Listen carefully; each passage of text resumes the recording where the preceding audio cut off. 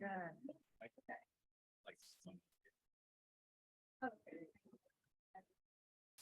does Carrie kind of give me a thumbs up or something? As far as the quorum, she's over there with Tessa. Tessa's doing the check right now. Okay.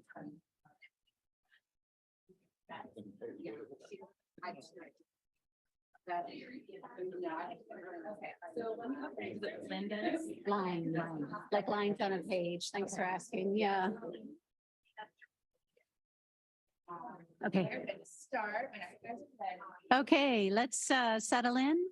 We're getting the nod that we have a quorum. So congratulations, everyone. We'll go ahead and start the meeting. And we'll start with Antoinette.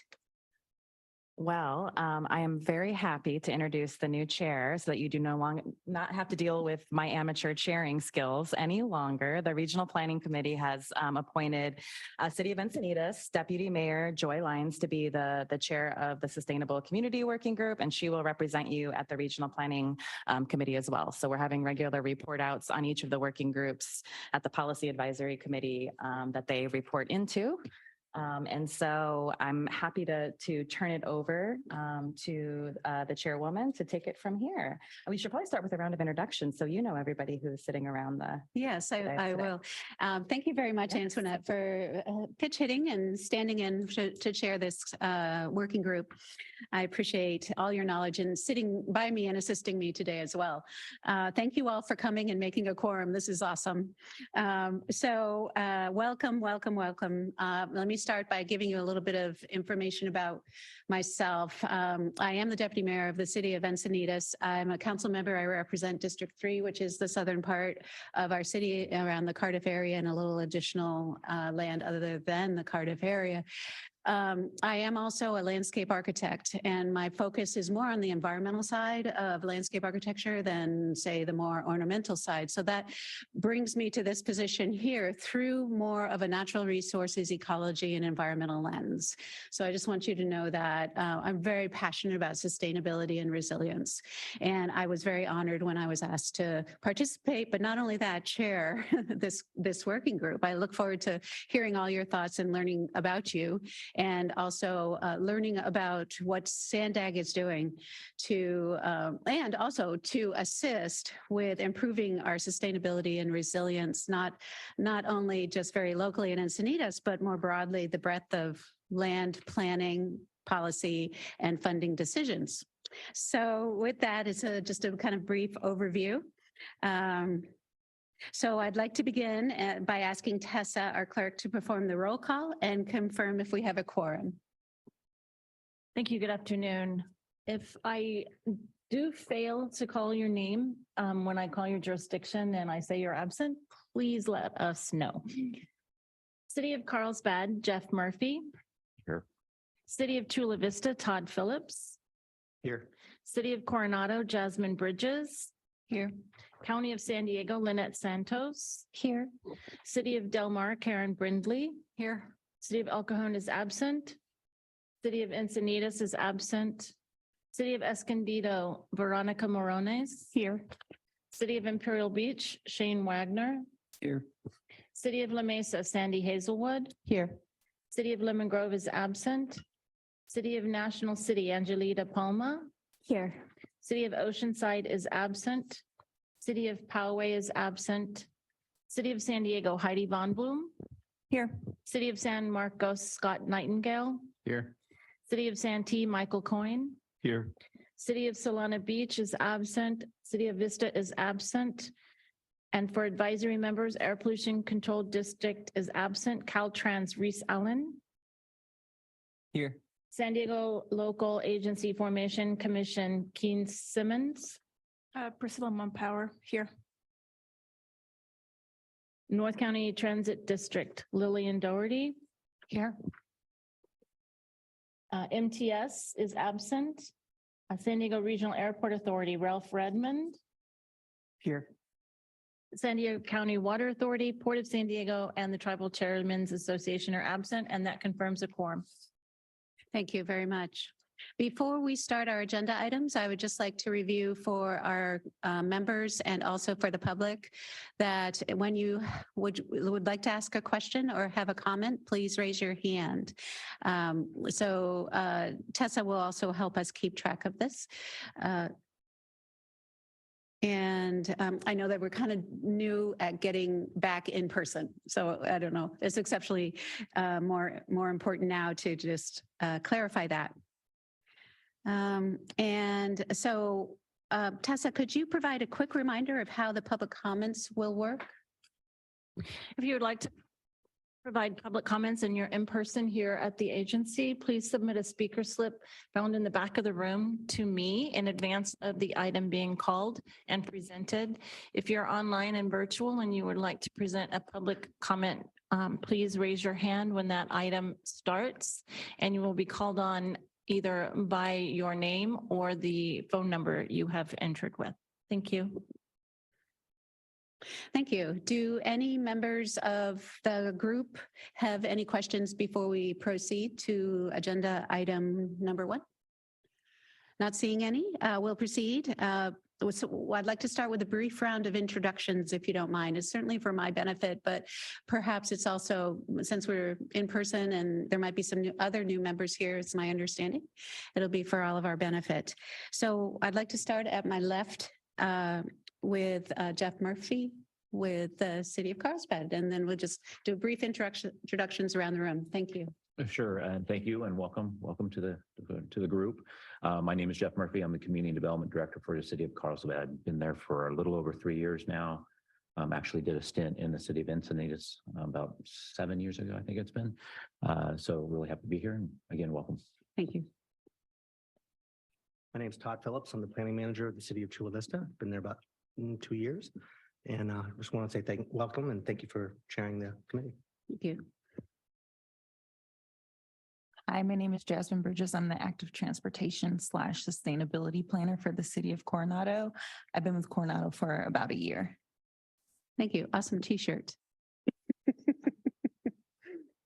Good afternoon, Lynette Santos, and I'm the Chief of Long Range Planning with the County of San Diego. Thank you. Good afternoon. I'm Karen Brimley, the Planning and Community Development Director with the City of Del Mar. Prior to that, I was with the City of San Marcos for many, many years.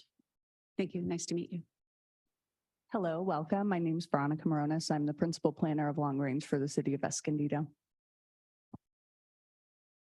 Good afternoon. My name is Shane Wagner. I'm the Assistant Director of Community Development and Building Official for the City of Imperial Beach, and I've been there for about 3.5 years. Good afternoon. I'm Ralph Redmond. I'm a manager in our airport planning with the San Diego County Regional Airport Authority. I help deal with our day-to-day airport planning efforts as well as the Airport Land Use Commission efforts as well. Nice. Thank you. Good afternoon. I'm Priscilla Mumpower. I'm an analyst with San Diego County LAFCO. Thank you. We'll jump here. Good afternoon. I'm Reese Allen, and I am the Climate Action Program Manager for Caltrans District 11. Been here for almost 2 months. But before that, I did the same role for District 7 in Los Angeles and Ventura County for about 4 years. Good afternoon, Joy. I'm Lillian Doherty, Director of Planning and Development for the North County Transit District. I'm leading the transit-oriented development for the district. Good afternoon, Madam Chair. Michael Coyne. I'm a principal planner with the City of Santee. I manage both the current and advanced planning divisions for the city. Thank you. Good afternoon. I'm Scott Nightingale. I'm a principal planner from the City of San Marcos. I currently work on advanced and current planning projects. Been with San Marcos for a little under a year. Prior to that, I was at the City of Oceanside for almost 18 years. Thank you. Good afternoon, Joy. Welcome. My name is Heidi Von Blum. I'm the Planning Director for the City of San Diego. Good afternoon. My name is Darlene Nicondro. I'm the Director of Development Services for the City of Oceanside. That includes planning, engineering, building, and code enforcement. And I've been there for about 1.5 years. Thank you. Angelita Palma, City of National City Housing Authority Manager. And I've been with National City for 15 years. Hi, welcome. My name is Sandy Sawa Hazelwood. I'm the Assistant Director of Community Development for the City of La Mesa. I've been there since December. Before that, I was with the County of San Diego, and I had a stint at the San Diego County Airport Authority. Well, thank you, everyone. What a breadth of experience there is sitting around this boardroom. So I look forward to hearing from all of you through the process, and please feel free to join me in asking all sorts of questions because I will have a lot of them, and I hope to hear from all of you as well as we go through our agenda. I see not only people that I know and look forward to working with and have worked with in the past, but also a lot of other friendly faces here. So glad to meet you. So I think next is we will move to non-agenda public comments. Tessa, do we have any public comments? We do not. There are no public comments on this item. Thank you. Now we will hear from SANDAG staff, Stacy Cooper, followed by Danielle Coachman and Carrie Simons, who will make a few announcements before we get started. Good afternoon, everyone. Stacy Cooper, Senior Planner on our Sustainable Communities team. Just wanted to make an announcement that last week we released our HAP Cycle 2 call for projects. We will be funding $4 million in planning and $12 million in capital. The deadline is August 4th of this year. Yesterday we held a workshop. I know that many of you were able to make it. It was recorded and will be available on BidNet. And feel free to reach out to us if you have any questions. Thanks.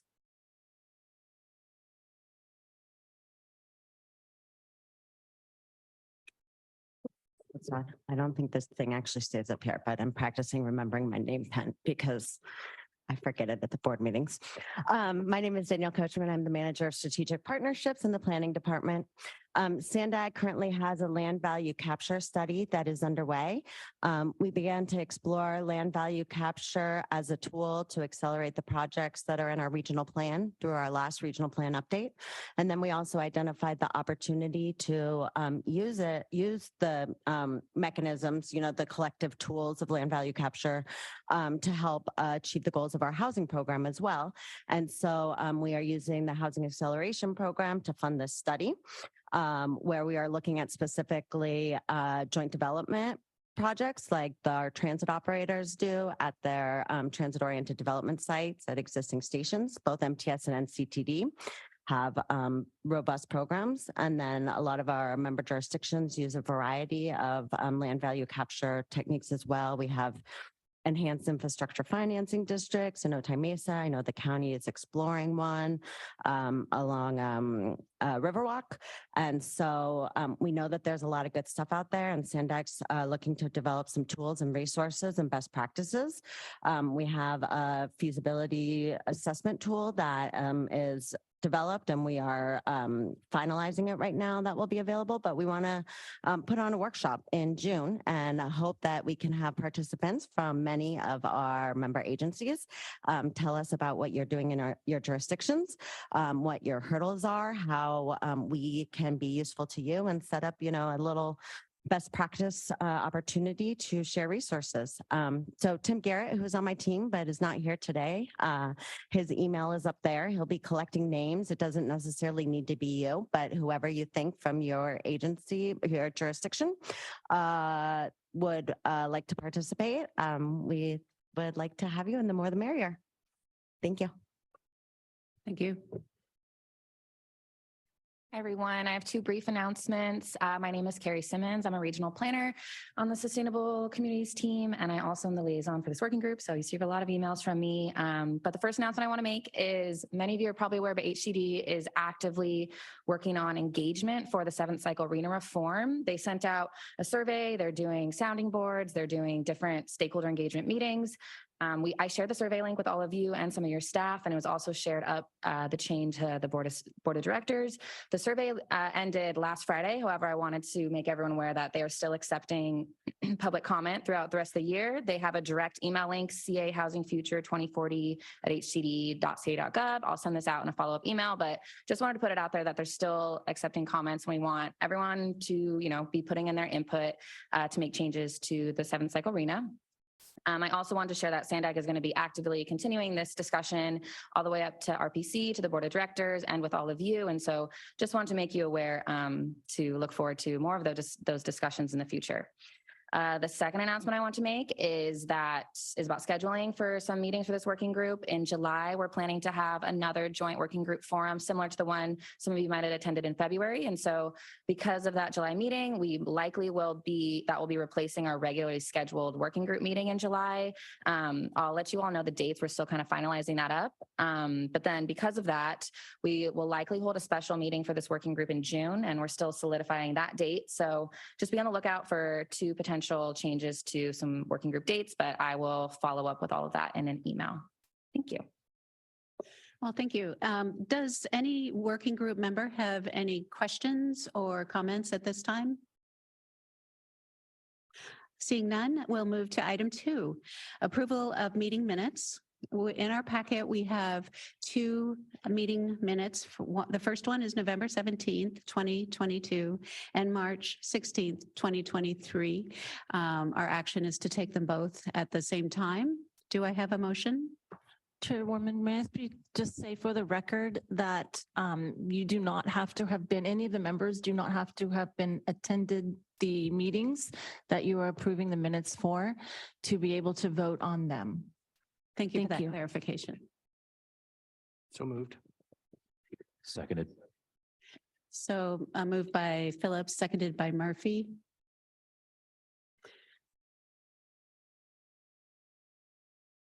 The clerk will now call for a hand raised vote. Although, do you call for that? Actually, I'm going to do a roll call vote. Oh, since okay. We do have virtual attendance by the public. City of Carlsbad, Jeff Murphy. Yes. City of Chula Vista, Todd Phillips. Yes. City of Coronado, Jasmine Bridges. Yes. County of San Diego, Lynette Santos. Yes. City of Del Mar, Karen Brindley. Yes. Cities of El Cajon and Encinitas are absent. City of Escondido, Veronica Morones. Yes. City of Imperial Beach, Shane Wagner. Yes. City of La Mesa, Sandy Hazelwood. Yes. City of Lemon Grove is absent. City of National City, Angelita Palma. Yes. The cities of Oceanside and Poway are absent. City of San Diego, Heidi Von Bloom. Yes. City of San Marcos, Scott Nightingale. Yes. City of Santee, Michael Coyne. And the cities of Solana Beach and Vista are absent. And that Tessa, motion- may I clarify the record? The city of Oceanside is present. Oh, thank you. Yes, the city of Oceanside. Yes.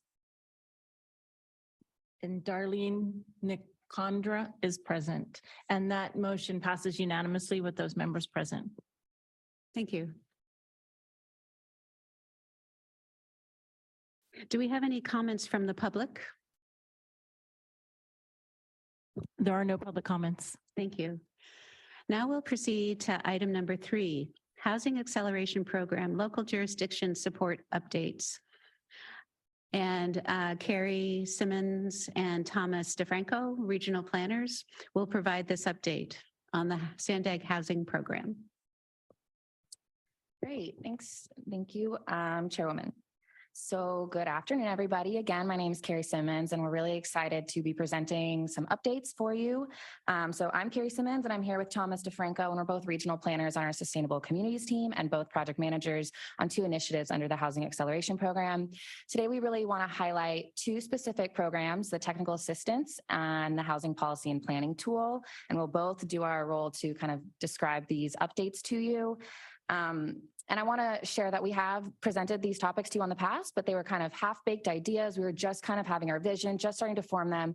And we spent the last 5 months or so really trying to reach out to all of you, all of your staff, to really shape how these programs are getting developed. And so we're here today to kind of share the outcome of some of that engagement and share how all of your staff have really directed the updates to these programs and basically where they came from, where they're at, and where they're going in the future. And so we're excited to present a more baked version of these programs.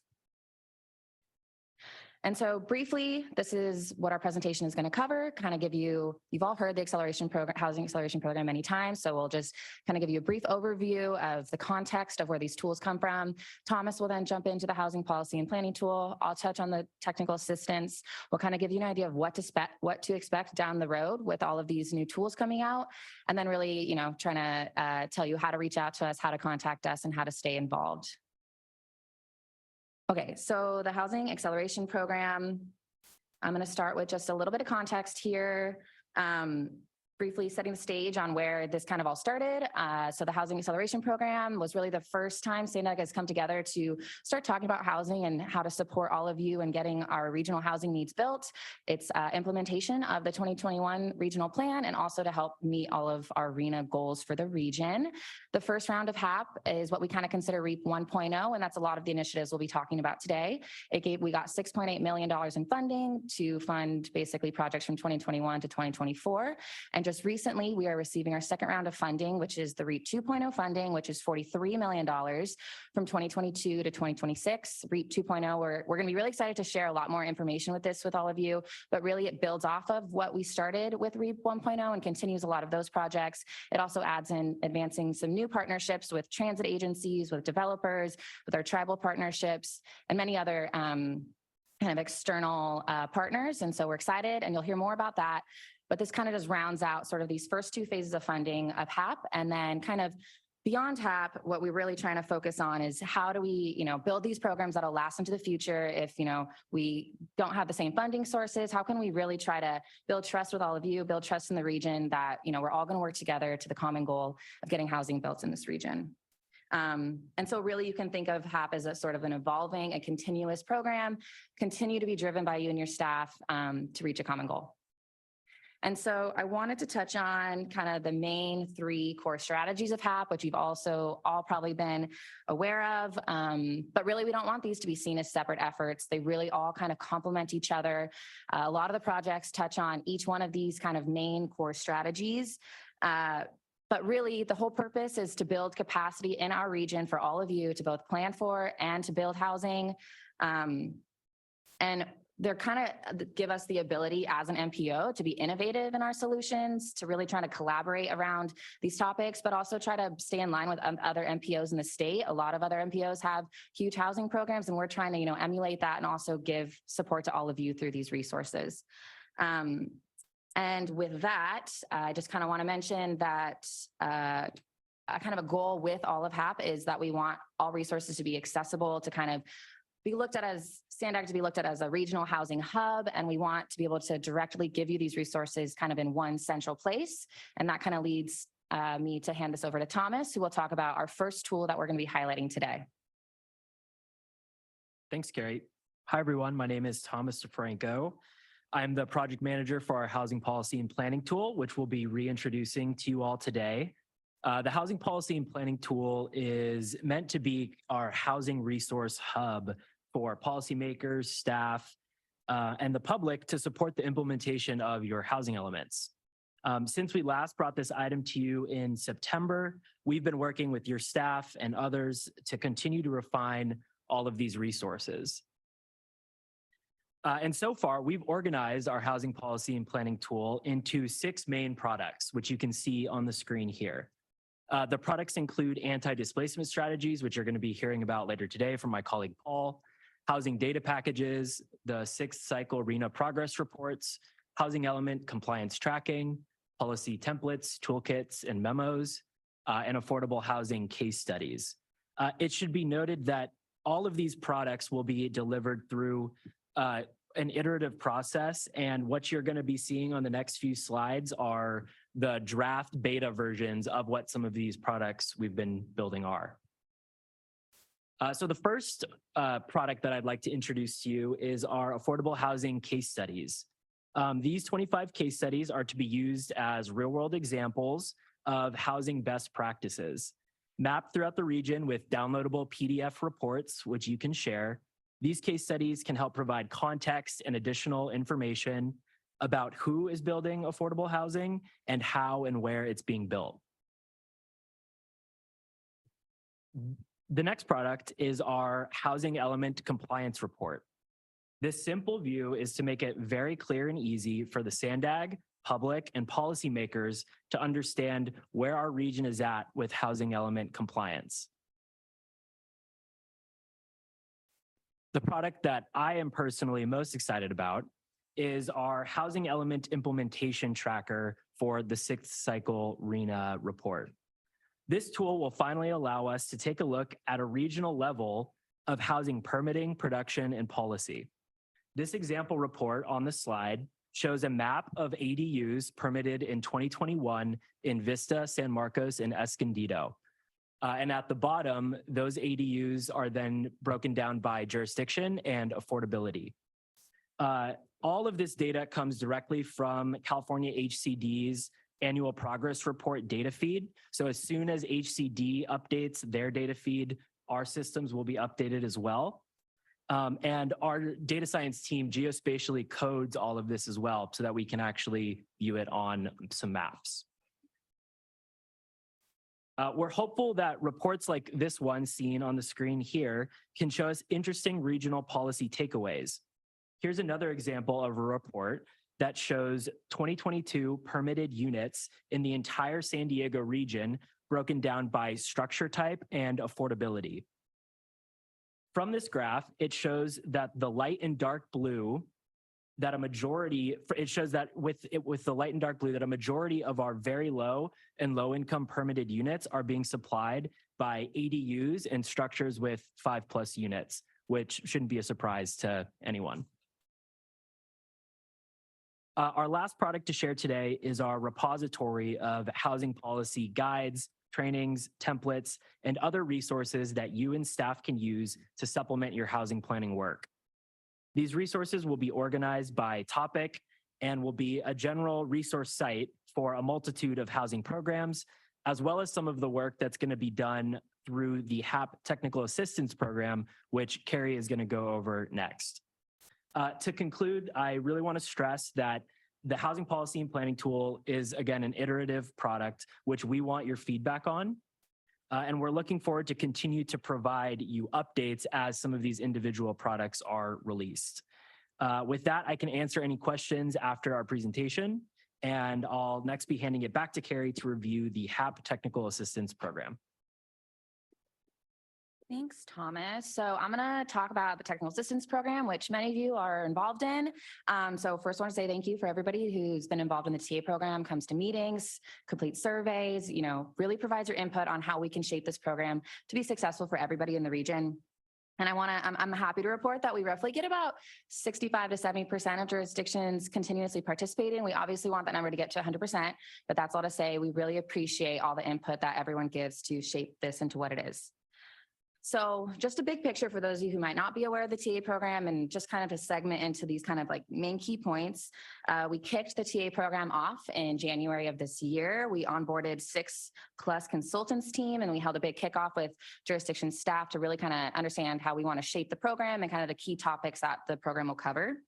The TA program itself really supplements a lot of the other initiatives under HAP. As Thomas mentioned, it's going to be living in the HPPT tool. It aligns with RENA and trying to support regional housing goals. It can support some of the grant programs under HAP, but really it's meant to supplement all aspects of housing.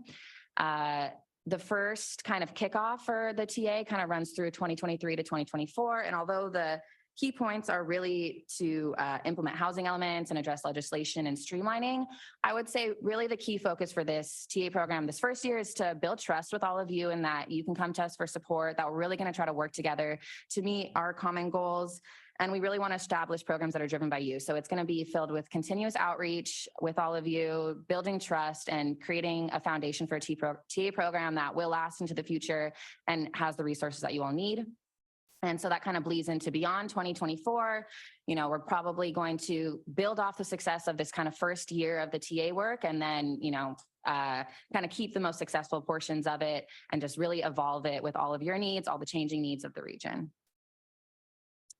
So you've probably seen this before. These are the key elements of the TA program. And so it includes typical things that would be part of technical assistance, like trainings and webinars, templates and toolkits, engagement, legislation, local staffing assistance. And I just want to say, at the kickoff and through surveys, your staff and yourselves really help to guide the exact topics that fall under here. And we're really thankful for that.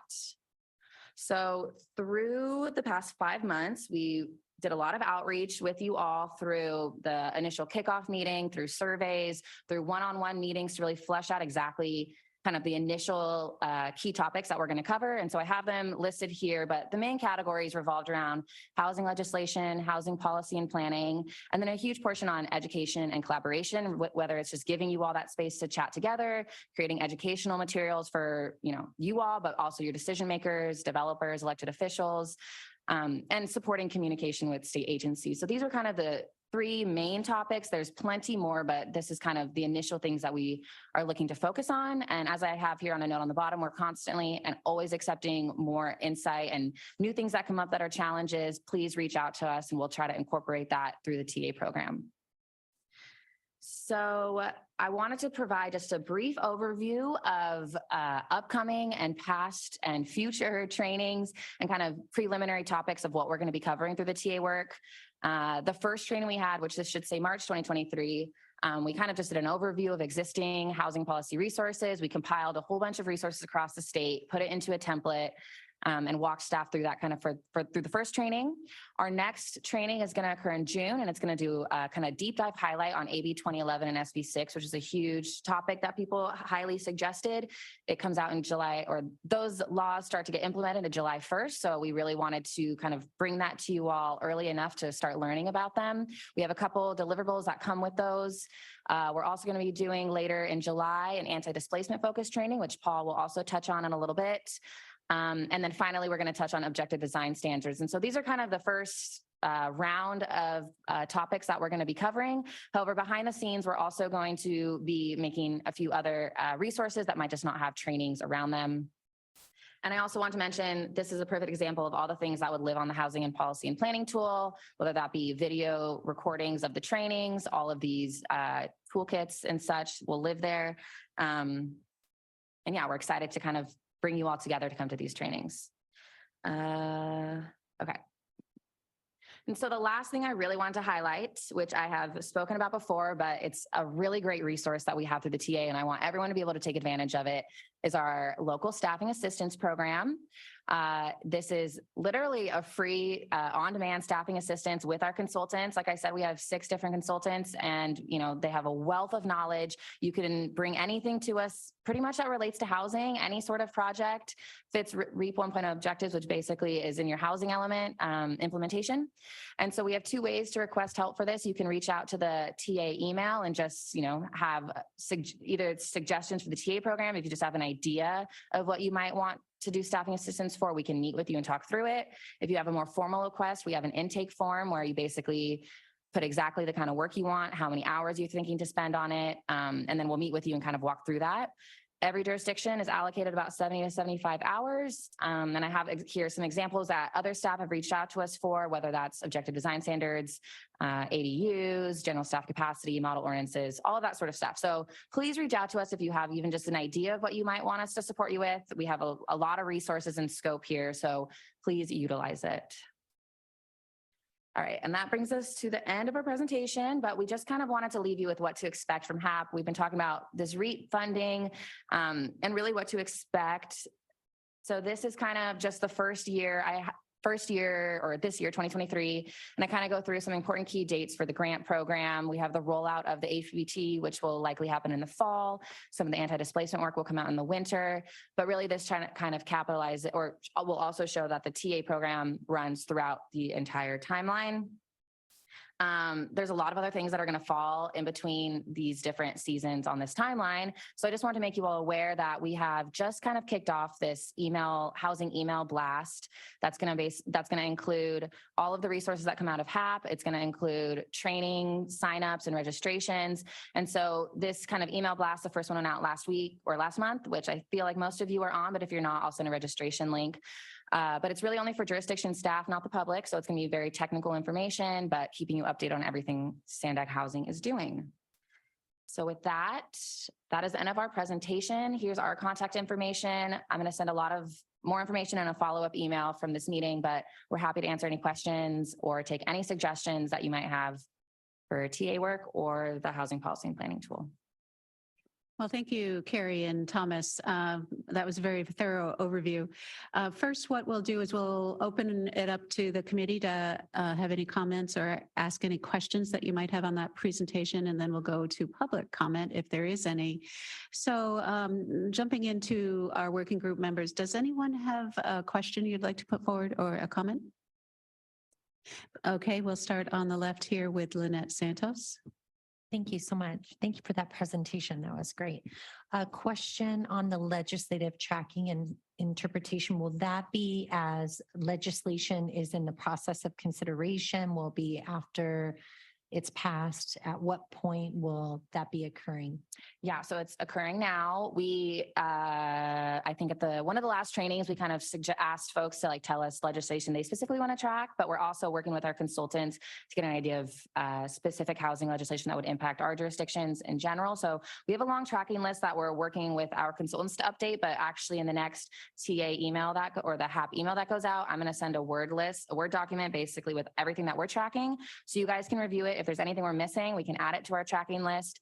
And we're also keeping it updated as the legislative cycle is going. So it is while the legislative cycle is going. Would there be an opportunity for us to have some discussion around those pieces of legislation and how we might want to approach that as a region? Some of that legislation impacts us regionally. So just food for thought there. And then another question, can you share the feedback? So you said folks have been asking, you've already received requests. Can you share what the responses were so we can, for ODS, you had that up there. That's a project that we're undertaking right now, that it'd be helpful to see what you responded so we don't duplicate requests to. Yes, for sure. The couple requests we've had are to actively work with jurisdictions to build some of that out. But what we're thinking for the first kind of objective design standards is we're going to likely have a workshop, just bringing people together who are actively working on it and kind of talk through what everyone is kind of going through, answer questions. You all could answer questions with each other. But definitely if we had direct responses, we can share that with everybody. Thank you. Were there some questions on this side? Yes, City of Oceanside. Thank you so much for the presentation. Just two questions in regarding the planning tool. Thomas, you had mentioned that it goes by what the annual reports have been provided. How far back do you go in the information? So right now we're taking all the way back to 2018 data. HCD does have some data going further back. The goal is, to provide some views, I think, that show a longer historical timeline of housing production in the region, but then also to focus on the timeline of the sixth cycle RENA progress, which starts in 2021. So we're going to probably make sure that we separate that so that we're very clearly delineating, which units were produced when. So. Great. And my second question is, sorry if I missed this, but would the training be online or in person typically? Sorry, Carrie, that you had mentioned. They'll be both. They'll be hybrid. So like we've had in the past, we have them up on the 20th floor and you can call in if you like, or it can be in person. Thank you. Yes. Thank you. Wonderful presentation. Thank you very much. Priscilla Mumpower with San Diego LAFCO. I just had a question with respect to the resources that you're providing. In particular, San Diego LAFCO was recently working on the SALC grant with the Department of Conservation and the RCD of Greater San Diego County. And so from that lens, I ask, is farm worker housing or anything with respect to the agricultural community, does any of it center on that topic? I would say directly right now, with the REAP 1.0 efforts, we don't have a specific highlight on that.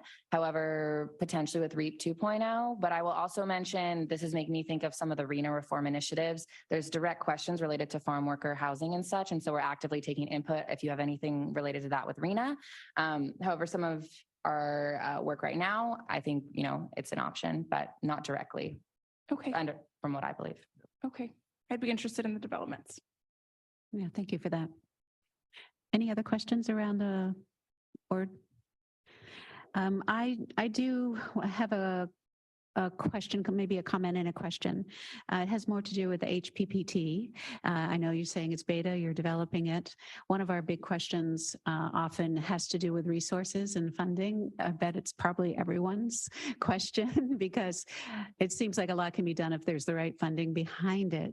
And so I'm wondering if, as you're developing the affordable housing part of the tool, will it also be a good tool for us to understand what types of funding partners and partnerships are developed associated with affordable housing and the financial side of it in a manner that might be helpful? Yeah, so the 25 case studies that we've been developing, there's a specific section within those case studies that talk about innovative financing models, or just kind of explaining how these projects were able to get developed. So I think that would be a really great opportunity in those reports to share some of that, and we can, the goal is to share some of those. We have those readily available and we want to share those out. So in the meeting, or excuse me, in the email after this meeting, we'll be sharing some of those reports out that you all can read. The housing policy and planning tool will include resources about innovative financing models as well. So we'll include some, white papers and other resources that will be in there. The data side doesn't really include any of that, but the data is really more focused on like the numbers. So I think you can expect to see that in some of the case studies and then in some of the resources on the website as well. Thank you, Thomas. And I'll follow up by reinforcing our LAPCO representative's comment in a little bit different way. One of the things we have just very on the perimeter of our view shed in housing is workforce housing. And I know it's a different kind of model. However, I don't think there's no one model that works everywhere. So everywhere will be looking at this through their own lens.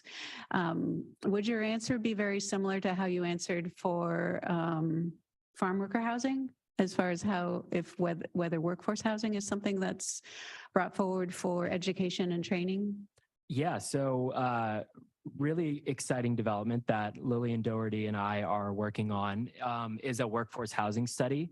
And this is specifically a workforce housing study for NCTD and MTS. So that will be a report that will be coming out in the next year, hopefully. That's going to be looking more into workforce housing. And those are the types of reports and resources that we're also hoping to share on the housing policy and planning tool. So that'll definitely be included. Thank you. I'm glad to hear that. Seeing no other raised hands around the table, do we have any public comments on this item? There are no public comments. Thank you.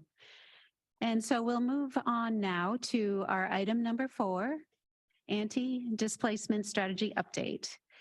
And as our presenters come forward, I'll introduce them.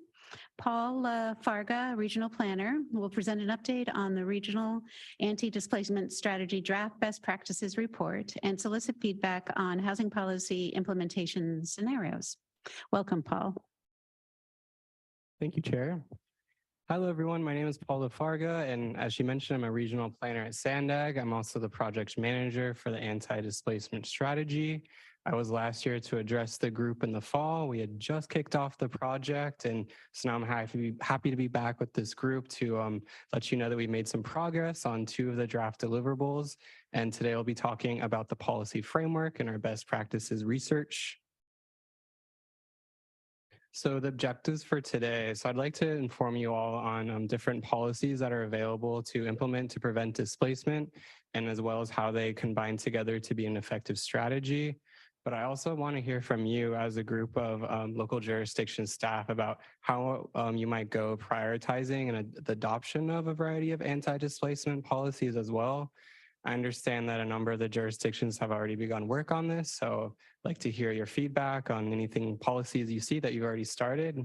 We're happy to talk further about that.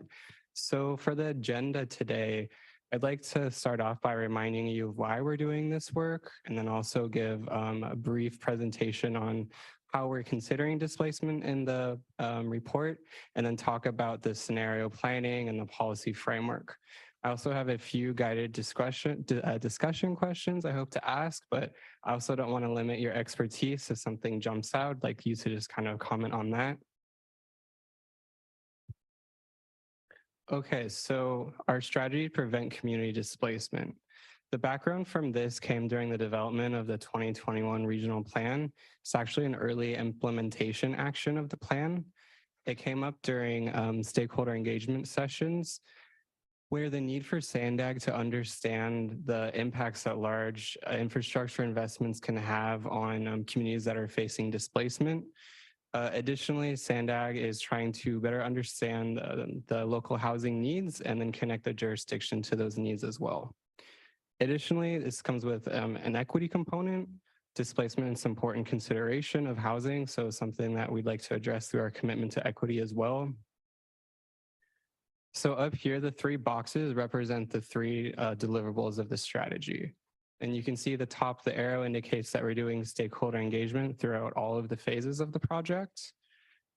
So the three parts are an existing conditions assessment report, and this is a report that takes qualitative and quantitative data. It uses UC Berkeley's proprietary displacement risk model to look at census tracts that are facing displacement risk, and it also contextualizes the information and help understand who's being displaced and kind of provide some more background information on that. There's also a best practice research, and this is really the policy framework of the strategy. So we look at policies that prevent displacement by building more homes, by preserving affordability of existing stock, but then also by looking for ways to support long-term stability as well. So these two deliverables are going to inform the third one, which is an anti-displacement toolkit, which is really designed for you all to empower you to put these practices into place.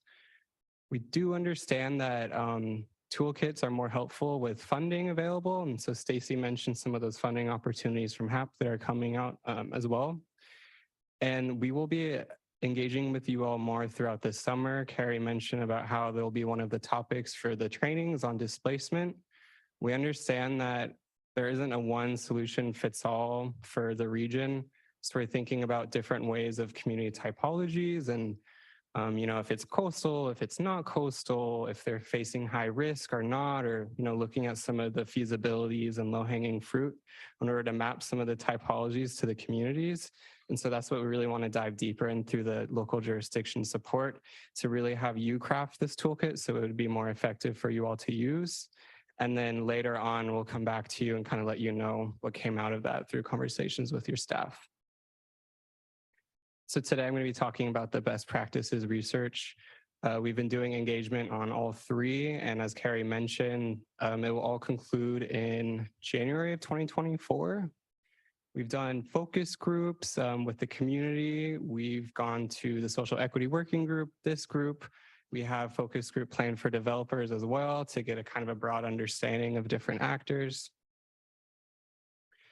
So this goes into kind of more of the research and how we identified the best practices.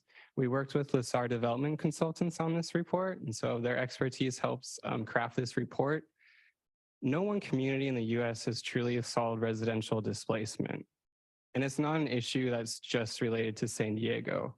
We might feel it more because we're a high-cost coastal community, but it isn't unique to us. So what we did is reviewed academic studies and we looked at different local regional case studies. Some of the research is more nuanced, but that doesn't mean that we shouldn't act. We should be acting on these anti-displacement policies, but we shouldn't remain static with them. We need to be changing them as more research comes and as we learn more. So what the report did was identify 3 types of policies to prevent displacement. And again, none of those alone will prevent displacement. So we show through scenario planning about how they could come together to be effective, and also show the impact if we're only looking at one and not looking at the others. Okay, so this is setting the stage. I'm sure this group is pretty familiar with what residential displacement is, but in the report, we define it as a term that refers to what basically when someone has to leave their home for a reason outside of their control. So this could be forced, could be responsive. And on the right-hand side, we see the different drivers of displacement that the report considered. We hear a lot about dramatic rent increases, revitalization efforts, kind of goes to SANDAG's efforts to understand the large transportation infrastructure impacts, eviction, climate impacts as well. And then I'll show you a little bit more about what I mean here. So what do we mean by displacement? On the left-hand side, you can see the different causes. And then on the top, we can see the types, if it's forced or responsive. So an example of a direct and forced would be eviction filing. It's kind of the most common one we think of, displacement. We also hear about condo conversions, property managers or owners changing from apartments to condos, and then people have to leave. Maybe someone isn't accepting Section 8 vouchers, and so they're being discriminated. We hear about homes physically deteriorating to a point where they can no longer be on the market, and then people have to leave. Rent increases, that's been very prevalent over the past few years. And then also lack of social networks. Maybe everyone you know is gone from the community, your support systems, your social network. So then you have to leave to go find that elsewhere.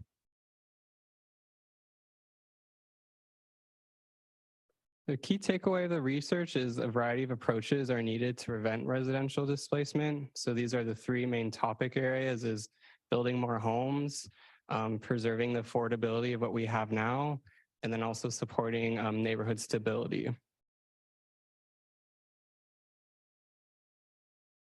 So here is our framework represented by the Venn diagram. Those three bubbles are the same images on the last slide. And so they represent the different scenarios that this report talks about. And in the middle, we can see where they all come together to be an effective strategy. And this presentation examines the scenarios across 5 different outcomes: meeting housing needs of existing residents, meeting housing needs of future residents, sustainability, racial equity, and then income equality. So here's our first scenario where we're prioritizing only production. So this would only prioritize affordable and market rate production. And in this, all subsidies are going towards building more homes. It will fall short of meeting existing needs. It takes a long time to build homes, so it's not going to meet the needs of today, but it will meet the future needs in the future. In terms of sustainability, it could lead to some poor outcomes, especially if the new growth is happening on the urban fringe, along areas where people have to drive farther. It creates more pollution. It isn't really a sustainable solution to the housing crisis. Racial equity as well. It could lead to some mixed outcomes on the equity and the income equality. So for equity, racial equity, it could help if we upzone previously exclusive areas that were segregated and allow new people to enter. But in terms of income, it won't help people who are already feeling burdened by the housing. Prices will probably go up, and so that won't solve that issue. And so the next slide looks at some of the policies that are available when you prioritize production. I just mentioned upzoning. The last presentation talked a lot about ADU incentives. I understand this group's very interested in that. Equitable transit-oriented development. So there's different options, and I would encourage you to check out the report because it dives deeper into the different policies, and it says if it's a short-term or a long-term solution, and it just gives you a bit more context than the blocks up here. So a second scenario is if we're only prioritizing preservation. So in such a community, incentives, subsidies, regulations are just directed towards maintenance of existing affordability and rent, restricting rent increases. So the different outcomes.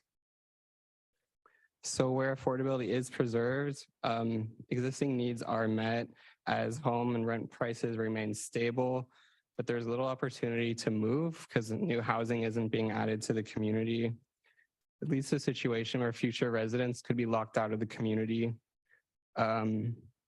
Also, it could give greater housing stability to Black, Indigenous, and people of color, but that's just for existing households. That same group of people there wouldn't be space for them to move in if we're not building more homes. It's kind of similar thought for income inequality. For people who are there, it will be good, but maybe for low-income people who would like to find some affordable housing, there wouldn't be access for them. And then the pink ones here have some of the different policies. Community land trust, we heard about that in San Isidro. Local regional preservation staff. There are partners that are monitoring the stock of affordable housing units in the county. Tenant Opportunity to Purchase Act, we hear that out of Washington, D.C. You know, if someone gets, if they have to leave because it converts to a condo, they have the first right to purchase that unit, but it does require government subsidy to make up for those costs. So we have options. Scenario 3, this is a scenario where we're just looking at stability here. So it places heavy emphasis on tenant protections and prevents significant rent spikes and unfair evictions. I think we've heard about that a lot from the city of San Diego recently. It increases transparency and accountability within the tenant-landlord relationship. And then there's a heavy subsidy for rental and homeowner assistance and foreclosure prevention. It can largely meet existing needs by keeping prices stable and protecting renters from unfair practices, but it's similar to preservation where it'll help those who are already housed, but new people who are coming in from the region or moving from a different community, they won't have access to the stability that this provides. Kind of a similar thing with the sustainability. People have to live farther. It could increase vehicle miles traveled.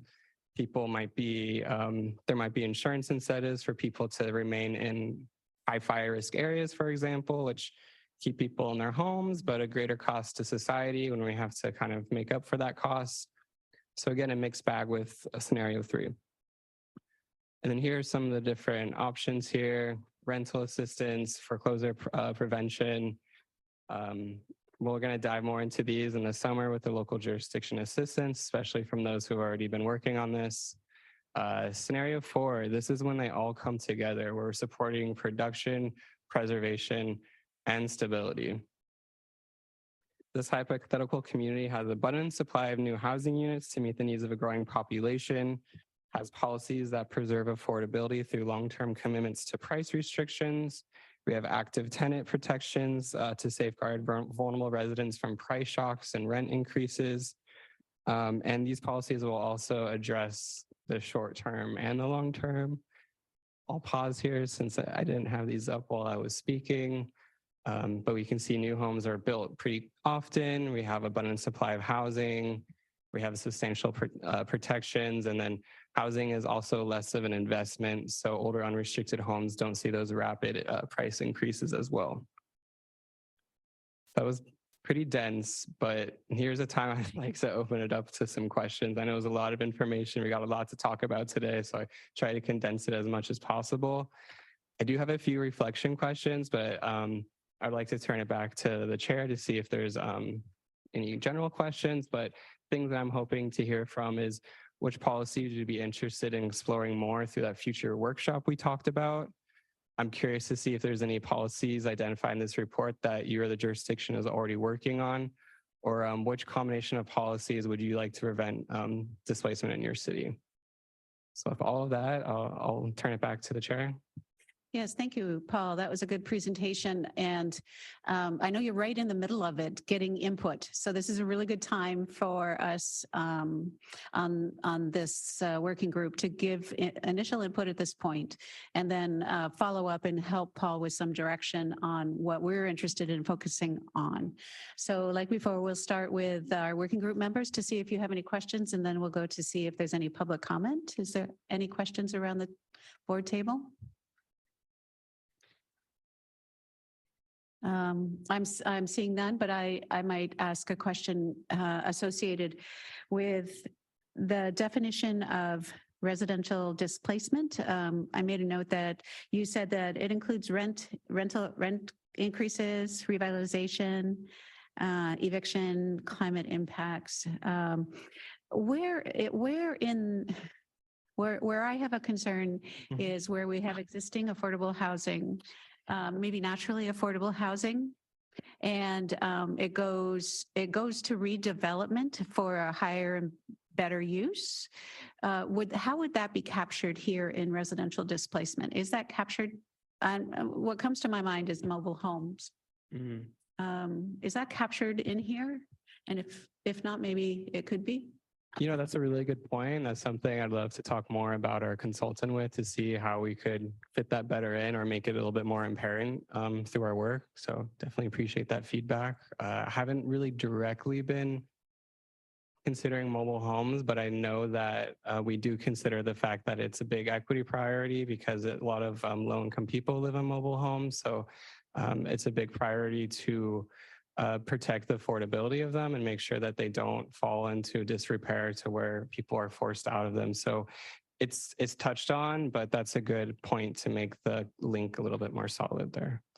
And any expertise around the table would be helpful to me as well. But what I see in our community is there are great pockets of naturally affordable living. Of course, it may not help us with our RENA that we have that, that exists. But I would hate for our pursuit of our RENA numbers to end up destroying what we currently have as far as naturally affordable housing. So I see that as something we should acknowledge. And that's a good conversation I can kind of take to the bigger team as well to look better into that connection. So thank you. Yes, Heidi. Thank you. I'm kind of gathering from this that you're just looking to identify a toolkit and not necessarily implementation at this point.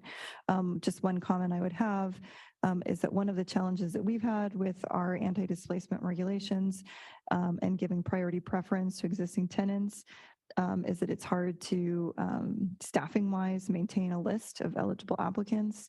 So suggestion would be for some sort of regional solution to a waiting list for these types of relocation homes. Great, thank you for that suggestion. Any other comments?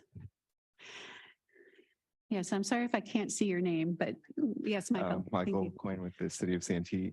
So I'm just curious, as you know, the Department of Finance just released their population figures, and most of San Diego County cities are showing a decline in population.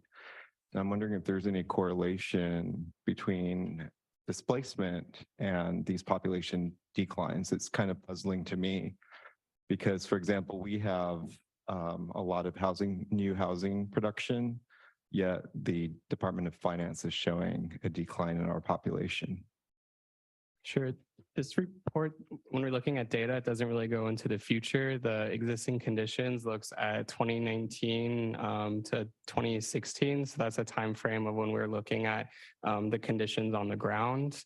But as far as tying into those projections, I think that's not necessarily in the scope of this work. We're mainly looking at, where is displacement happening? How is it looking? What are policies we can do to stop it? And then try to empower you all to make it easier to do so. Michael, I think you're setting us up really nicely for the next topic, which is actually on the growth forecast, and we can talk about that in a little bit more detail and how it will inform kind of regional plan and future RENA. Just curious, is it just the changing demographic? Is it, short-term rentals that are displacing long-term housing? Like, what is it? Because we obviously have a lot of new housing starts, yet we're having a declining population. Okay, thank you for that. Seeing no other working group. Oh, yes, Darlene. Hi, thank you for the presentation. In Oceanside, one of our priorities is trying to look for ways to increase affordable housing in our area. And our city council has asked staff to look into, especially for the downtown area of Oceanside, what kind of, how can we increase the percentage of affordable housing that's required for density bonus projects, provided that we give higher density? So that's something that we're definitely looking at. And, we're probably going to be reporting to City Council in September. That's great. And that'll definitely kind of help us in the future. And I should also mention that we did do a focus group with the community of Oceanside with Vista Community Collaborative. So the constituents of Oceanside also got a chance to weigh in on this as well. Yes, Lynette.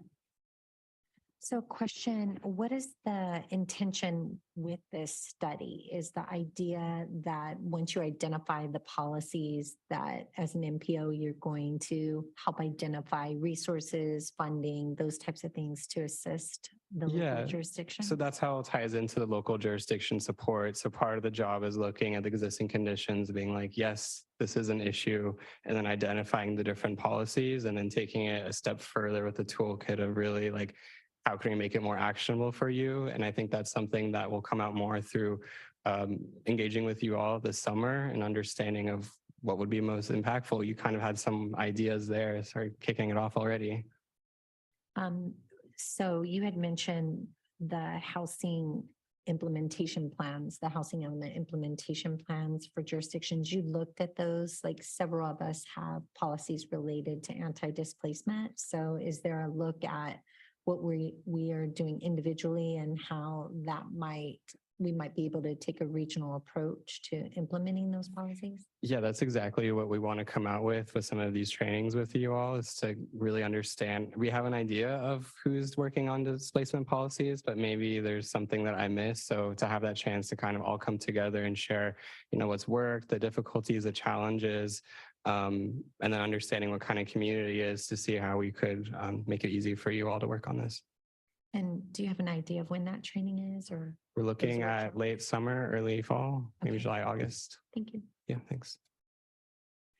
Thank you. Looking forward to that. Yes, Scott. Yeah, I have a question. With your study, are you going to evaluate the effectiveness of SB9 and all the other housing incentives and how that relates to, displacement and affordability? That's currently not in the scope, but that's something I could talk to the consultant to look, maybe if there's opportunities to include that. But again, the existing conditions was kind of just looking from that 5 year of 16 to 19 and then moving forward from there. Okay, thank you. Tessa, are there any public comments on this item? There are no public comments. Thank you. With that, we'll move on to item number 5, which is Series 15, Regional Growth Forecast Updates. And for this item, we will introduce Grace Chung, Acting Manager of Estimates and Forecasts, and she will introduce the rest of the team and kick off this item. Well, am I 5? Item 5. Yeah, item 5 is the Service Bureau options.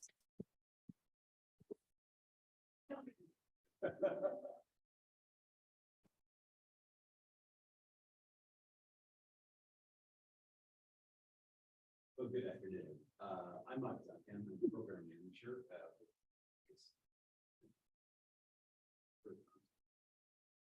managing industry.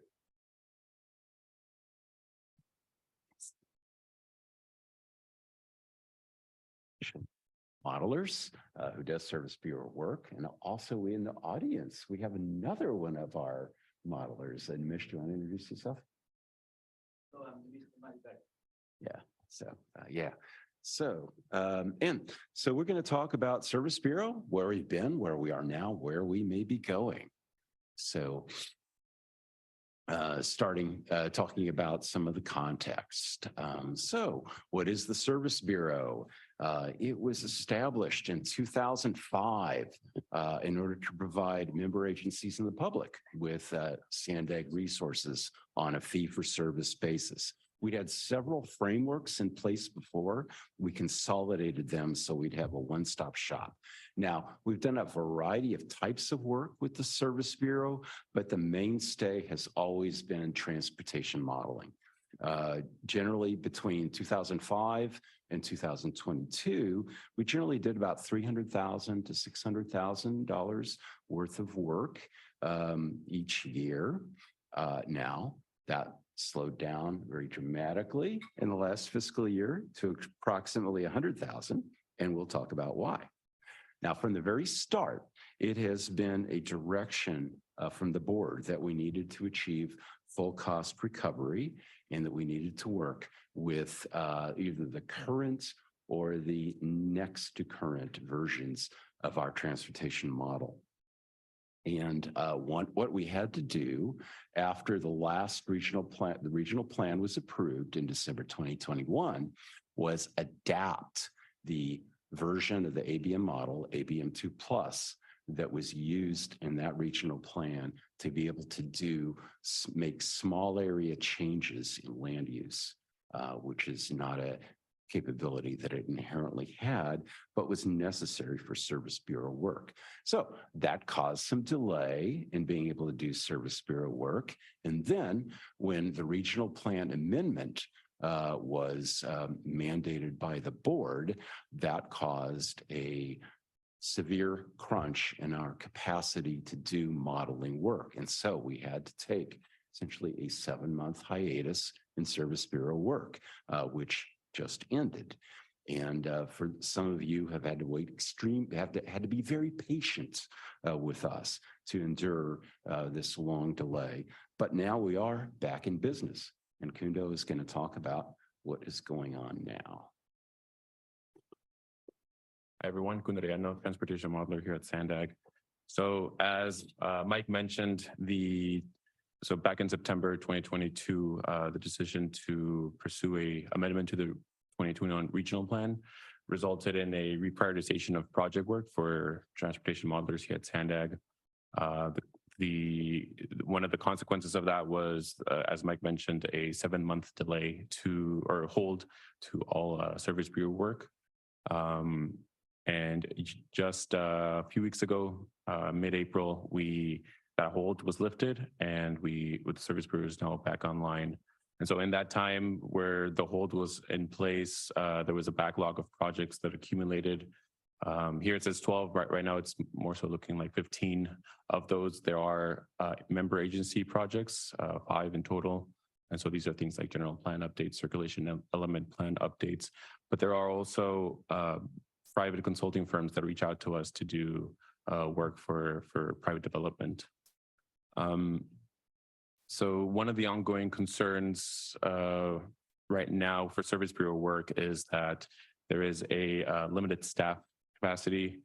As I understand it, I've been with the agency for a year. As I understand how it worked before, there were staff members, I think about 2, who would work on Service Bureau with almost 100% of their availability. That is no longer the case, just due to restructuring of the transportation modeling team. So our time, competes with other agency-wide and regional projects. And also we also work on developing and maintaining the ABM for activity-based model. And so the last 2 points are more so related to cost recovery. As Mike mentioned, there was an enhancement to the current version of the model, ABM2 Plus, that dealt with developing a procedure where we could change land use for the region. So we employed a private consulting firm to do that development work for us. And in addition to that, they also tweaked different aspects of the model so that it could work with this tool. And so with that in mind, we are planning to increase, in order to ensure full cost recovery, we're planning to increase the rates related to Service Bureau. One of the other things to consider is that I believe the last time we raised rates, I think it's only been once since 2019. Of course, with the pandemic in place, we didn't want to increase the rates because we were mindful of, all the changes to COVID. So I think the rate increase is warranted. And now back to Mike. Yeah, so I'm going to talk about where we're going in the future. So first of all, Staff capacity it's a significant ongoing concern. What Kundu and Nimish do, it's a highly skilled profession. It's hard to find people that have the combination of experience, advanced education, and skills to do this. As in many professions, the baby boom generation is retiring. And so it's, where staff is stretched. We have a lot of projects going on internally. Regional plans, CMCPs, other agency projects. It's the takeaway from that is that what happened with the regional plan amendment is likely not to be an anomaly. It's very likely that there'll be times in the future where we're going to have to similarly have a time period where we're not going to be able to do Service Bureau work because the staff has to complete agency projects. Another concern, Kundo noted the land use override, the ability to do custom land use for small areas. That's an expensive project. It'll have to be revised with the next version of the transportation model that we'll start using in 2026. It's an ongoing cost. So we're looking at options on what to do in the future to make this work for everyone. And what we want to do today is to just share some of the options we're looking at, get your immediate feedback, and also plant the seed that for you folks to think about this and, share any of your thoughts and ideas with us. Because, we would totally like to continue a conversation going forward. Before we bring options to the board, which we're anticipating doing in September. So these are the options that we're looking at. So the first is that we phase out doing transportation modeling in 2026. Now, our ABM model has been and will continue to be open source. So it is possible for others to use our model. However, they do need commercial software, a product called Emmy from Bentley Systems, in order to run the model. And there's also substantial IT capability needed in terms of being able to handle the very large amounts of data which model runs produce and to be able to produce reporting from those large data sets. And so this is going to require investment in on the part of whoever is going to do that work. Now, we have seen during this long time period where we've not been able to do this work, we've seen a couple of firms that have taken that step and built a capability to run our model. And so that's one of the options that we generally move in that direction. Second option is that we continue things as they are now. We continue the services with the understanding that there may be gaps, that we may have situations such as what we've just been through, where for several months we're not able to do any Service Bureau work. And so any time-sensitive projects would, of course, suffer from that.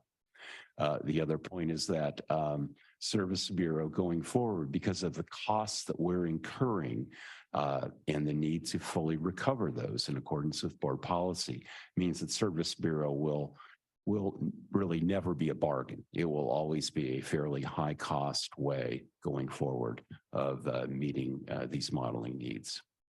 And then a third option is a variation on the first one, which is that we would not continue in the Service Bureau modeling business after 2026, but that we would be involved on a fee basis in terms of assisting others, whether it's agencies or their consultants in setting up their systems to work with our model, though we would not do the model runs ourselves and we would not evaluate model results from third parties.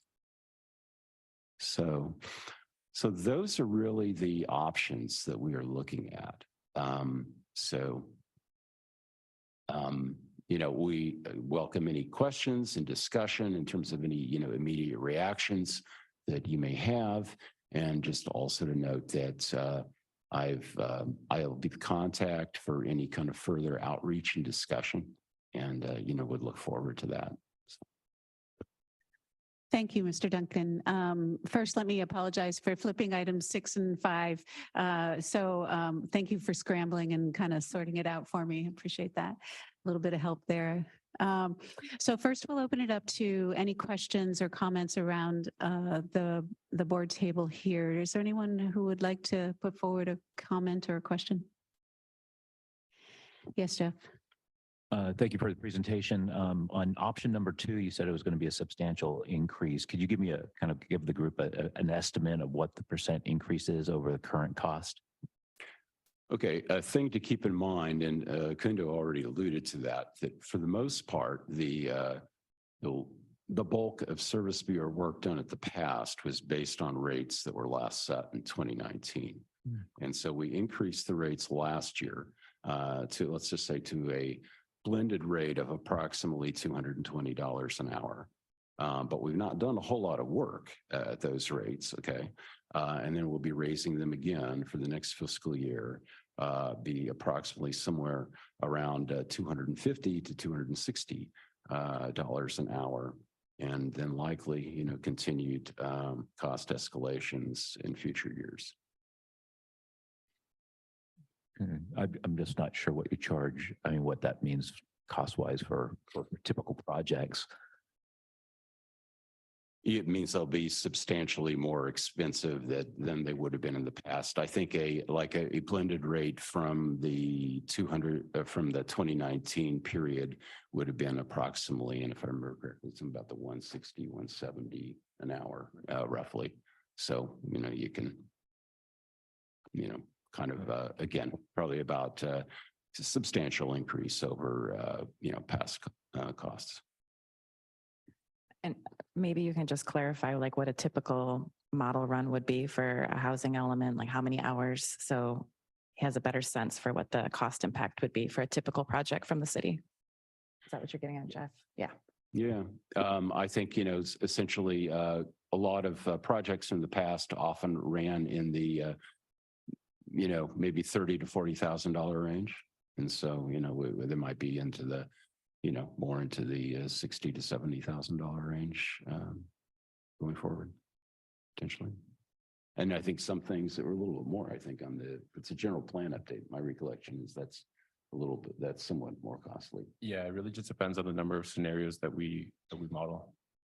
But yeah, typically general plan updates do require a lot of alternatives. So that just adds to the cost. I would imagine people are doing math in their heads and trying to maybe trying to think this through. And so thanks for that clarifying question. And we're happy to kind of talk through more specifics, individually, certainly. All right, this seems like an important topic that will influence a lot of municipalities. Yes, Heidi, do you have a question? My first question again is about the costs and just about approximately what % increase that is over this year's cost. And then my second question is about the times. I know that you said that you had 12 items in the queue. What is it sort of looking like in terms of backlog and timing going forward? Right. In terms of the cost from the current fiscal year to the coming fiscal year, about a 20% increase. Is what we're looking at.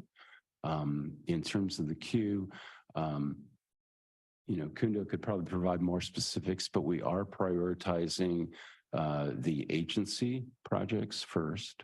And I believe the Oceanside's work is currently underway. Yeah. And then I believe the City of San Diego blueprint is next. Thank you. I think that's what you wanted to hear. And by the way, the base contract that needed to be approved for that to happen is going through the signature process now. So yeah. That is my understanding also. Thank you. Yeah. And then I'm trying to think, what were the next ones? I can't remember the exact order, but I know we have Vista on there. We have San Marcos, Encinitas. Although Encinitas was able to use another contractor. Yeah. We can follow up with an email that has the list. And Vista and San Marcos, as our understanding of the next ones in the queue in terms of major projects. Yeah, my question is more not to the specifics, but just to in general going forward. Are we always looking at having like about 10 to 12 as a backlog, or is there any hope that the backlog will be cleared in the next year or so? Yeah, that's the plan. I think in the past, the queue has never been this long. I think it was just the nature of having to go through two different holds, one for the enhancement of the model, and then the other one was for the amendment. So we've never had a delay this long, is my understanding. So yeah, the goal definitely is to get through all those projects and just have it be zero. And then as the projects come into play, we just work on them. Thank you. I think it was Darlene first. Yeah. Thank you for the presentation. I would just ask that as the SANDAG board considers the different options, they also take into consideration how these options might affect cities in terms of CEQA streamlining for projects, and especially in having a solid, legally defensible CEQA transportation analyses. Thanks. Yes, Veronica. Thank you for the information. Do you have any additional information on how competitive SANDAG's rates are? Are your rates traditionally lower compared to competitive private firms, and therefore jurisdictions are typically trading off time, or are you all kind of at market? Historically, I think the goal has always been to be at market competitive, rates. As Kundo mentioned, we did it largely due to the pandemic. We held off on rate increases for a while, and that resulted in us certainly being below market for a few years. And I think where we're going to be going forward is you might say at the high end of market. All right. Okay, thank you. Seeing no other hands raised, Tessa, do we have any public comment? There are no public comments. Well, thank you, Mike and Kundo. Thank you. Now for item 6, Series 15 Regional Growth Forecast Updates. And I will reintroduce Grace Chung, Acting Manager of Estimates and Forecasts, and she will introduce the rest of her team on this item. Thank you, Chair. Thank you, Chair. I'm Grace Chung here. I'm principal researcher. I manage the estimate and forecast group here at SANDAG. Joining me today are Naomi Young, our principal economist, and we also have Beth Jarris online, and she's our consultant on the Series 15 Regional Growth Forecast, and she's here to answer all the questions too. Okay, so we are here today to give you an update. Oh, this is the mouse.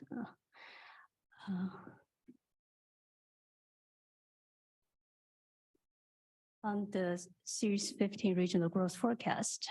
So we want to, we'll start with the Series 15 timeline milestones, and we will go over a little bit on the forecast modeling framework.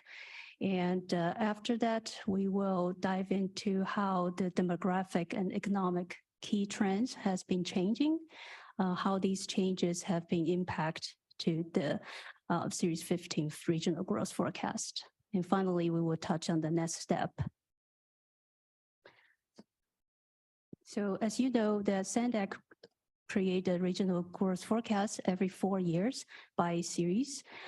This is the way we see the best educated guess to look what would be the region looks like in the future in 3 components, 3 area: population and housing and jobs, based on what we know today, also the historical trend and every information we know today. And here's the very high level of timeline. Since last June, we have started the development of the region level of growth forecast and sub-regional framework development. This is more of the modeling development and also the data collection, data update. I'm going to skip to the December. So our goal is to finish the draft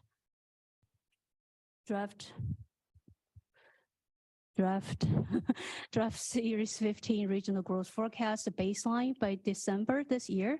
Next year, we will start developing and working on this SCS land use scenario, a land use pattern for the 2025 regional plan.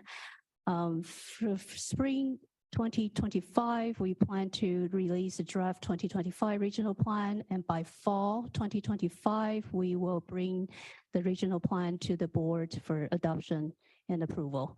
So this is the high level of the timeline. So a little bit about the modeling framework. There are three components in the forecast: population and housing and jobs. So for population, we use fertility, mortality, and migration assumption to help us to forecast the future population growth.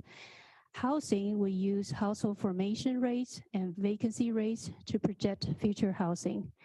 And then jobs or employment, we use a model called REMI. Naomi will give us a little bit more information on REMI. REMI is also informed by the population from the population model for the first. So the way we design these models, that they talk to each other, they interact each other to ensure the output are logical and also well integrated. Now, the modeling framework may look familiar to you, but the data that goes into the forecast has really changed especially in the last 3 years. So I will start with population. As you probably all know, population actually in San Diego has fallen since 2020.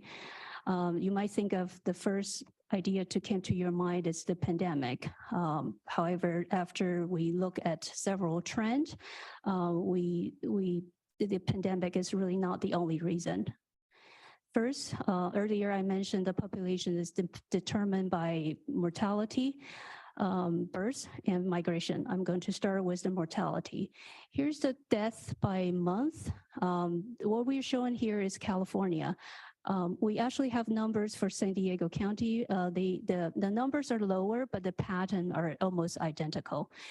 You will see that, no surprise, the deaths by month were very high in 2020 and 2021 compared with 2018 and 2019 due to the pandemic. Also, I want to point out is that 2022, the deaths by months are still remain high. So pandemic, yes, the ongoing story is the ongoing mortality from COVID.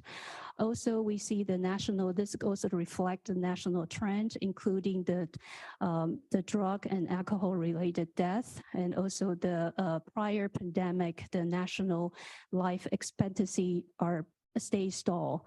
So this also reflect the national trend.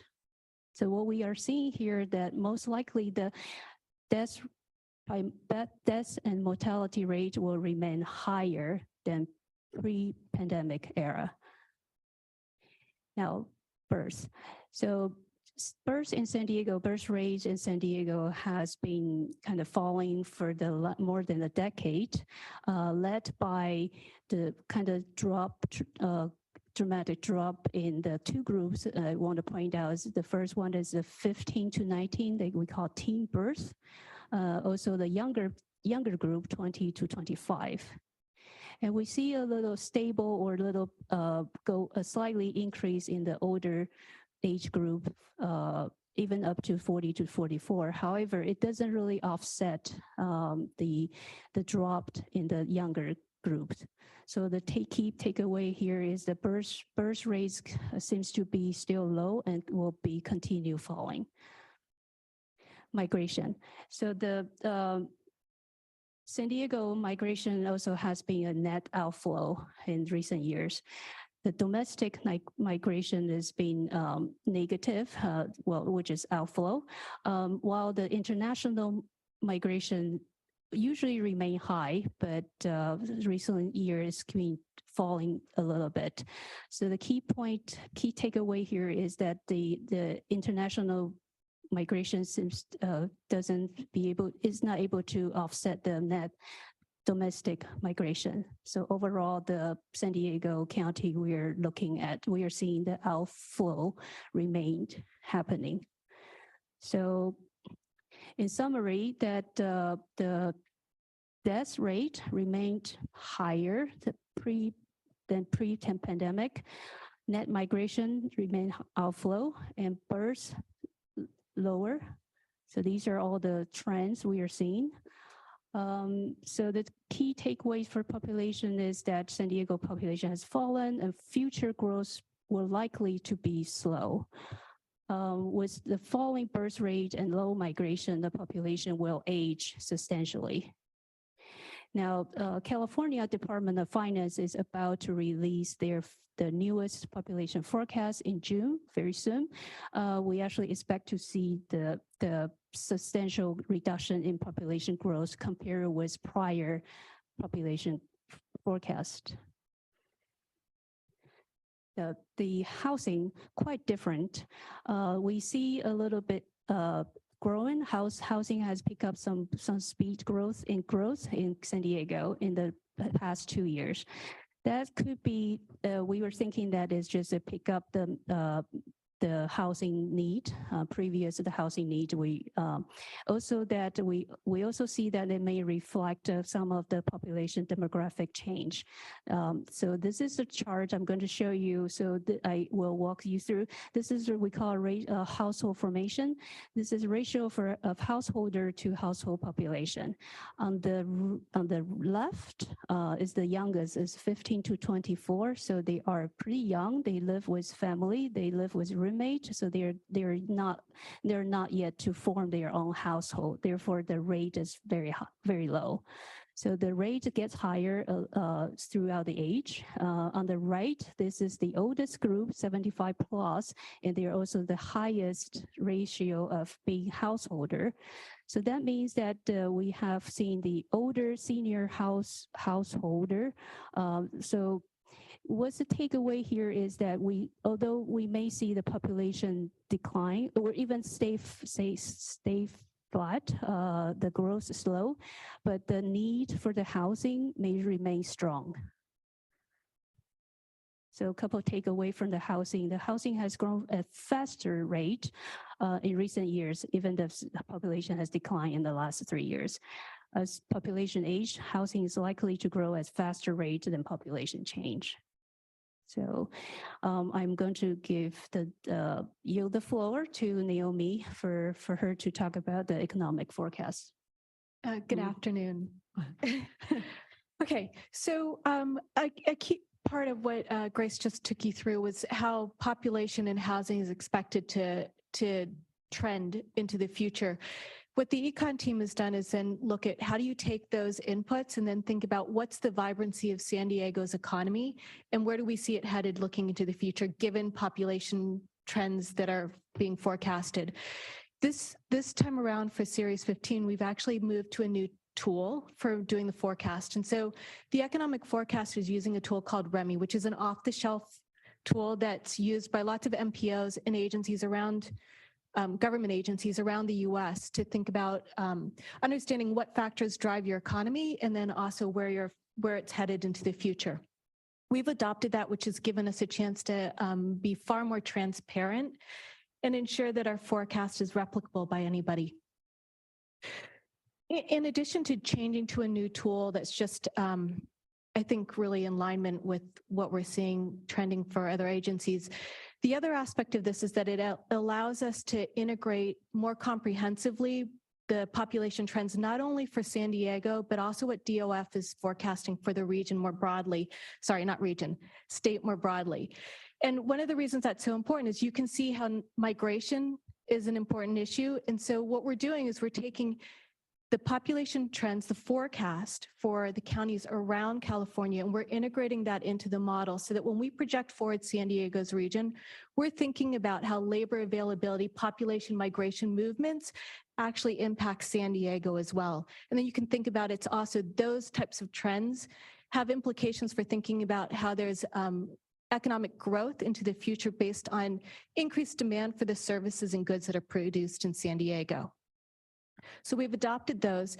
One of the things that's also interesting about doing the forecast in this round is that we're doing this in the middle, well, we're doing it right after some significant disruptions and also a lot of uncertainty about business cycle trends. So, I mean, we've heard 2 years of looming concerns about recession, right?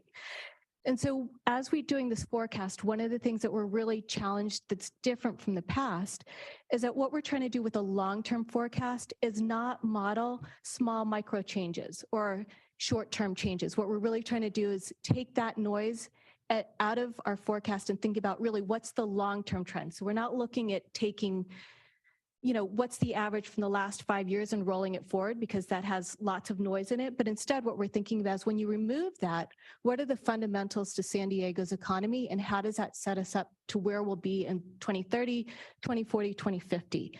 And one of the things that REMI does really well is it helps us kind of take that into account. First button, sorry. So with the switch to REMI, what that means is our forecast has a couple of different changes. The first one is that we're actually using a new data set to think about employment. The reason why we make that pivot partially is because of REMI, but more importantly, it really captures how the labor force and employment opportunities have changed over time. So by doing this pivot, we have a much better comprehension about how 1099 gig workers, non-wage and salary workers and jobs have emerged into our economy. That's an important part. The second piece is that you can think about how incomes over time should grow. If you have economic growth, income should grow. And as you do that, the traditional income categories that you see in ACS, the lower ones may become a little bit less significant. And so and then the tail on the higher income, we want more refinement on that. And so with our income forecast and the distribution, we've brought in that type of sensitivity so we can do a better accounting of the distribution over time as we have economic growth into the future. Because of the population projections, not only for San Diego, but for our surrounding areas, one of the things that becomes really important is can you have strong economic growth and employment growth when you have fewer people? And so one of the things that this forecast is that we're assuming a rate of inflation, the CPI. So in the past, we've kind of forecasted it. Now we're just saying the Fed's going to hit their target. And then what we've done is we've integrated new labor force participation rates that reflect the idea of as our population ages, people stay in the workforce a little bit longer. These are really important tweaks to our economic forecast because they have some really big implications for thinking about the downstream modeling. So you can think about what we're trying to do is say that people behave differently. For example, they're staying in the workforce longer. That has implications for the travel modelers. We're thinking about what this means for sub-regional allocation. So you can think about how where people age will matter. And then last, and as I said, we're thinking about what this means for the travel model. So we've done this, as Grace has highlighted, this connectivity, this 360 that takes all the innovations and the reflections of new trends and making sure that they hand off across our models nicely. So just as a reiteration about the key parts about our economic forecast, it's one that we've really spent a lot of time tweaking the unique conditions and aspects of San Diego's economy. So we're doing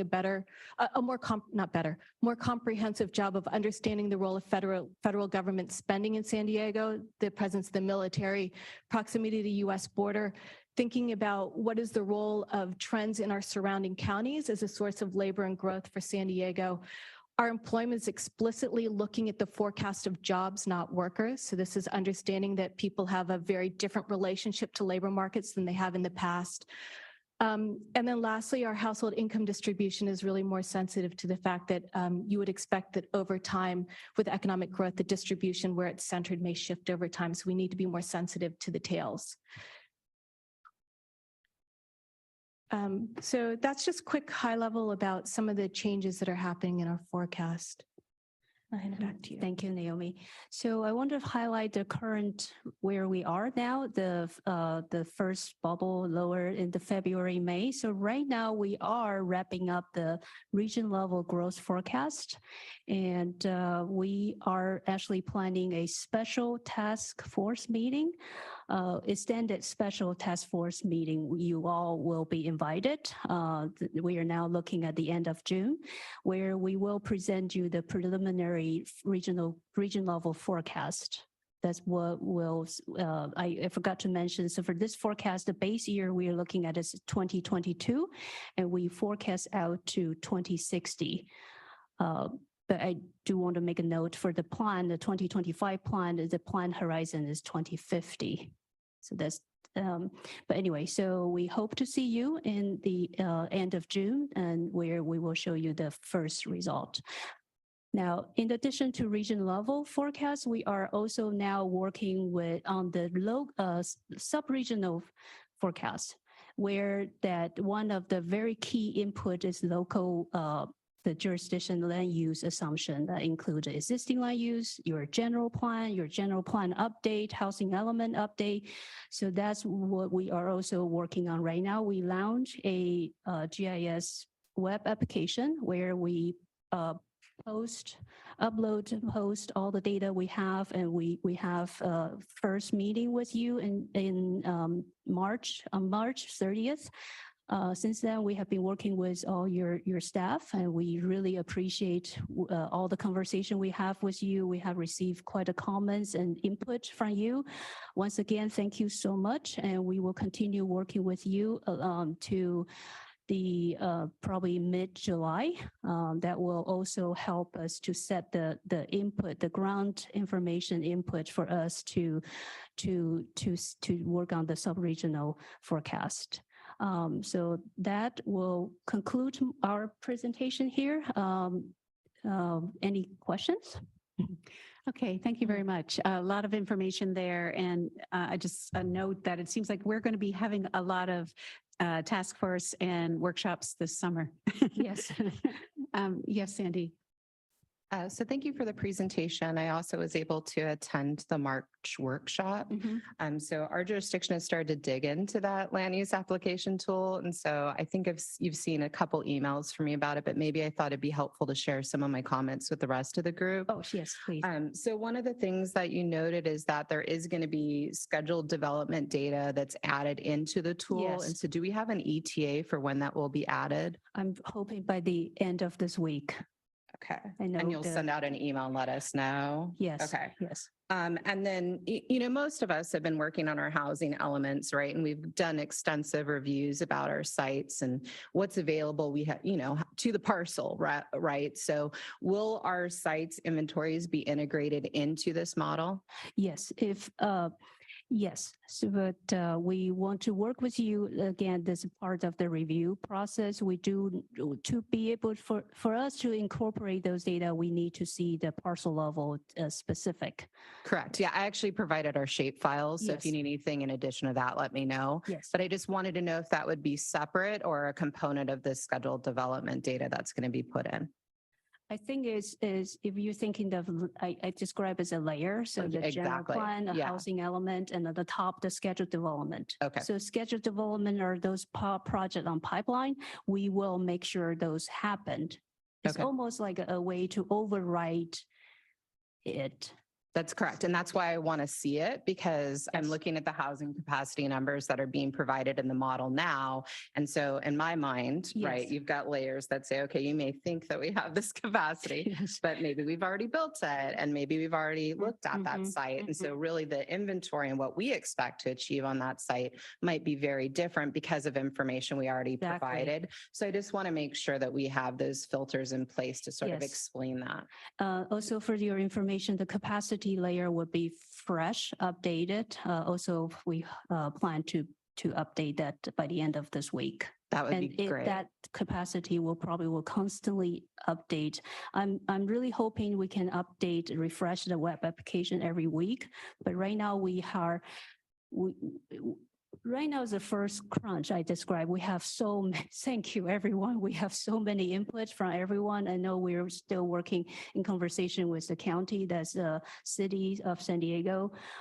So once we push it through, give us another half month, maybe then we will be able to pick up the rhythm that update the capacity. One of the goal is I also want to email you the table of the numbers rather than the web application, so that you know the numbers you're looking at that will be happen probably the end of June and early July. Okay, great. Sorry, I just have two more questions. Sorry, I've been obviously noodling around this for a little bit. So when do you think we'll have the forecasted jobs? Will that be integrated into this model? Well, so for the region level, that's what we were looking at, and which when we meet again in June, late June, we want to present you the region level at San Diego region, the population growth, housing, and then jobs, employment by sector. So some of the details. The local to the low sub-regional level, that probably won't happen until later this fall draft. Okay. Yes. So the last question I had is, what were the expectations of how SB9 was going to be integrated into our jurisdictional capacity? Well, that's one of the topic we have been discussing in the task force meeting. The consensus of from the task force meeting we got is that right now it seems to be too early to consider SB 9 and 10. However, we are now in conversation with each one of you. If you want us to include those into the consideration, we can. It's just let us know. Thank you so much. I appreciate it. Thank you. Are there any other questions? Yes, Jeff. Actually, Sandy asked a few of the ones I was going to ask, but one of the bigger ones I had is on the timeline. I think the due date for all the jurisdictions to provide input on the land use assumptions is in June. But did I hear that? Yes. So earlier we were thinking of April, May, and June. But right now, like I say, we have a lot of input. So it's actually okay to we extend it to mid-July. And once again, we will continue in conversation with you, talking with you. Will that extend your deadline, just looking at your calendar? Because you had indicated that you were going to release something in June. The region level. So okay. All the input we are collecting, those are for our sub-regional level. So the end of June, when we come back, when we meet again, is all the region level as San Diego as a San Diego region, where we see the population will grow, housing as a region. So just because, I mean, we have some information that we need to kind of go through in terms of the land use assumptions that are in the model. Because that's going to affect your regional plan, your regional modeling. So how does that going to factor in when you're still taking input and data from the jurisdictions on their land use assumptions? Well, in fact, the way we work on the model, we first work on the region level first. So the region level is looking at the national trend and the local county level trend, and then some of the other considerations. So we determine the region, how we see the regional growth first. And then we, at the same time, we work on I sometimes describe it as a supply and demand. So we first determine as a region, how is the growth in the future. And for the local level, all the input we are collecting and reviewing now would determine the capacity and for housing and for job and the future growth, the plan. And the model, the sub-region model will determine, the other word we use is allocating the growth to the local level, and with several variables, the modeling work, so once we'll come back and meet with you in the special meeting in June, and I do plan for the July and August, we will meet again to discuss, to present you the sub-regional framework in more details. Yes, thank you, Lynette. Just to clarify, when we had met, you had mentioned that the regional level data, you're going to be presenting it to the board, but that you needed our data, that our data would impact that. Is that not the case? I'm kind of hearing now it's not. I want to make sure that we get you what you need for what you're right. taking to the So- SANDAG board. Yes, previous forecast, sometimes we first determine the region growth. And we need to check, I think kind of that do a check-in to make sure we have enough capacity. I think the question though is what are we going to be presenting to the board this summer? And that's just the regional numbers, not the sub-regional forecast at this point. And so later in the process, we'll be doing the sub-regional after many conversations with all of you. And modeling doesn't start for the regional plan until next spring, early next year. So we have time to sync this up and make sure that the regional plan model schedule is aligned with the forecast schedule. Right. I can also add more. I know what Lynn is. So when we first determined, when we say as a region, we will grow in population, housing, and jobs. But what happened if I say housing especially, we will grow and look at like the housing growth rate is speed up, right? One of the questions we check at the local level is we want to make sure local we have enough capacity to accommodate the housing growth. So we will do a quick check to make sure everything we are collecting now that we want to do a quick check that we make sure that we have enough capacity to accommodate the regional growth. So that's what we are doing. So it doesn't need to be exact. We just want to make sure we have enough housing capacity to accommodate the future growth as a region, so that we don't later on, so that those things will match, lined up. Well, thank you. I think in the interest of time, I'd like to move on to ask if there's any public comments on this item. Thank you. I have one public commenter. Susan, please go ahead.